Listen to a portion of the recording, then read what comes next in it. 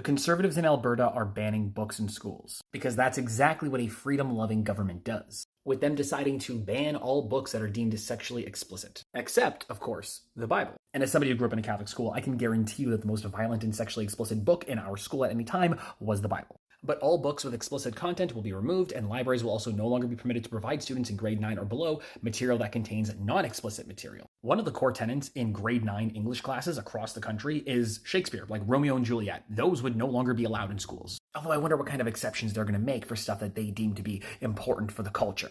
The white Anglo-Saxon culture. You might have seen that they're also going to ban books that involve hand-holding, but that seems to be a mistake, as non-sexual content, including menstruation, puberty, romantic relationships, including hand-holding and kissing, will still be allowed. Once again, though, only for students grades 10 to 12. Oh, and the government's going to deem whether or not a book is developmentally appropriate for students. The Minister of Education then went on to say this was never about banning books, other than the books that are being banned. And of course, the Bible will not be affected. And there's a lot of classic literature that you read as a kid that will probably be banned because of this. 1984, Catcher in the Rye of Mice and Men, most of Shakespeare. Hopefully they ban Twilight. Like most of the books that are canon Western classic literature would fall under this ban. And if you think it's going to stop here, it's not. This is the low-hanging fruit. They go after this because it sounds reasonable to say we don't want kids looking at explicit material. But that's obviously not what this is about. They want to strip away the freedoms for teachers and students to learn about things. They want to control what you can and cannot read. They want to control what ideas that you can see. And if you think that isn't the case, then why wouldn't they just allow it with a parent signature? Why a full ban? They want to restrict your freedoms. These people don't see Gilead as a dystopia. They see Gilead as the ideal future. And it's dangerous and harmful to pretend that they aren't.